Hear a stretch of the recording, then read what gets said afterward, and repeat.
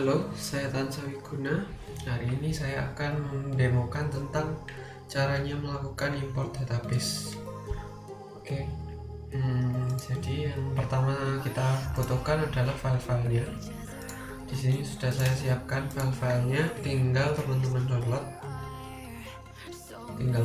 download saja. Kemudian untuk menggunakan Chrome saya menggunakan mode incognito.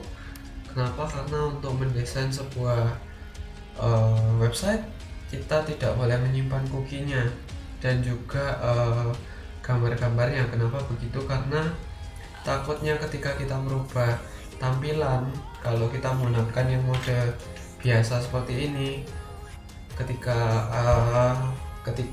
kita melakukan perubahan tampilan di situ tidak akan berubah karena cookie dari Google Chrome ini akan menyimpan data-data tampilannya. Jadi harus kita menggunakan mode incognito supaya browsing history, cookie, kemudian activity yang lain yang harusnya tersimpan tidak akan tersimpan seperti itu. Nah, oke, langsung saja saya masuk ke localhost PHP MyAdmin. Nah, kemudian di sini saya akan membuat database tentang aplikasi cateringku. Jadi new, kita harus buat nama databasenya. Kita buat cateringku. Ini bisa kalian ubah-ubah sesuai keinginan kalian, tapi saya menggunakan cateringku karena data-data yang sudah saya siapkan semuanya berujung ke cateringku. Untuk nama databasenya, kemudian create. Nah, setelah melakukan create akan tampil seperti ini. Kita langsung saja import karena databasenya sudah saya persiapkan juga. Kemudian choose file, langsung saja ke file yang tadi saya siapkan. Sini saya pilih di sini, kemudian ini cateringku, open, kemudian go. Ini tidak usah dihiraukan, jadi langsung aja. Formatnya juga kita menggunakan file SQL, jadi tidak perlu diganti lagi. Kita tunggu saja prosesnya hingga selesai.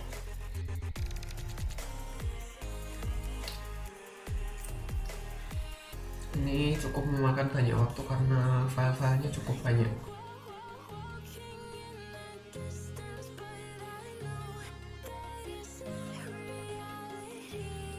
Oke, lanjut saja ke kemudian ini yang di sini. Ini adalah hasil layouting dari salah satu template. Jadi template utamanya adalah ini fluid content, dan sisanya ini adalah hasil bedahan saya. Nah, terus kemudian yang perlu teman-teman lakukan adalah mengcopy file ini atau mendownload semuanya, kemudian masuk ke C, ke tempat install directory dari server web lokal. Kalau saya menggunakan SAM, jadi SAM seperti ini. Yang harus diaktifkan adalah MySQL dan Apache saja. Yang FileZilla, Mercury, dan Tomcat ini tidak perlu diaktifkan karena untuk sementara ini tidak diperlukan. Apache ini untuk inputan perintah-perintah HTML, PHP, dan semua yang berhubungan dengan website. Kemudian MySQL adalah database yang saya gunakan. Nah, ini juga boleh di close karena dia akan berjalan di background. Oke, kemudian karena saya sudah copy, kemudian saya buat satu doc karena ini mataku untuk pemetaan wilayah. Saya buat folder map, kemudian saya pastekan di sini. Ini filenya juga cukup banyak, jadi akan memakan waktu. Saya kembali ke database. Nah, databasenya sudah seperti ini, artinya datanya sudah berhasil terimport secara benar. Jadi langsung saja ke database cateringku.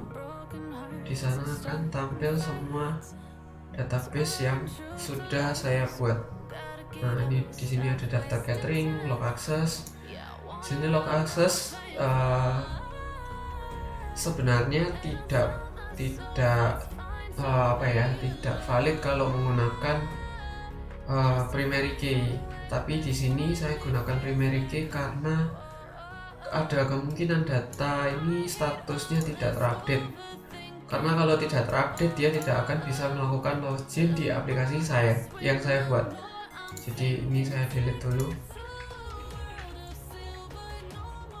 Nah, di sini sudah seperti itu. Nah, yang berikutnya akan saya praktekkan adalah membuka filenya. Nah, di sini masih belum selesai copy filenya, jadi harus menunggu dulu sampai selesai.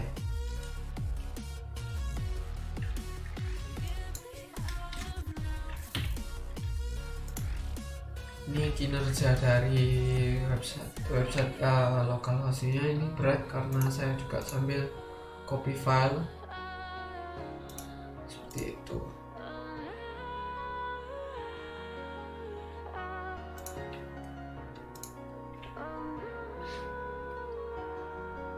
Oke, kemudian sekalian saja saya jelaskan tentang privilege atau user yang digunakan untuk login ke phpMyAdmin ini.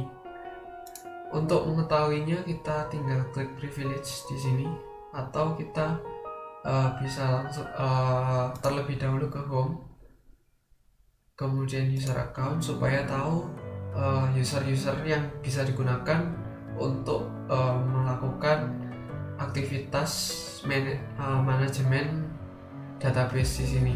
Nah, karena kita menggunakan localhost, saya sarankan untuk yang dibaca terutama adalah hostname dengan localhost sebagai hostname-nya. Nah, di sini saya ada administrator, ada Bambang, ada customer, ada Joko, ada PMA, ada root, ada Tansa. Nah, di sini grant-nya ini adalah sebagai global privilege. Kalau grant-nya no, artinya dia punya privilege tapi tidak semua database yang bisa dilakukan manajemen oleh user yang bersangkutan. Misalnya administrator. Akan saya praktekkan juga. Ini di sini ada tombol logout. Akan saya coba logout.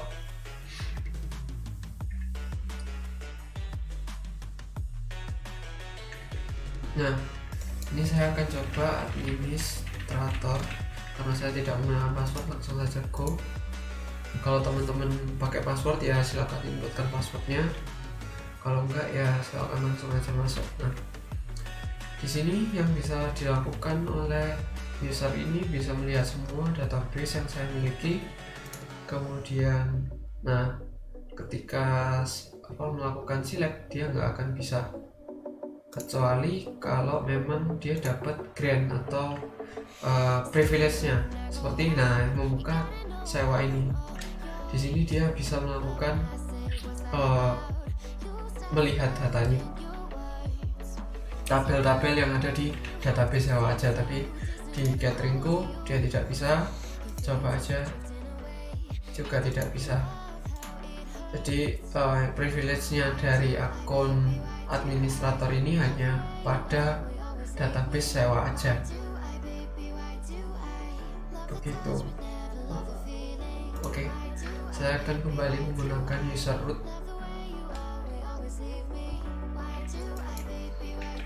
Root ini sebenarnya kalau Anda ingin keamanan, user root ini sebaiknya dinonaktifkan atau diberi password yang cukup sangat unik agar tidak ada yang bisa memanfaatkan username root ini, seperti itu. Nah, kemudian go. Oke, kembali ke sini. Nah, yang berikutnya akan saya jelaskan pada video saya berikutnya. Terima kasih.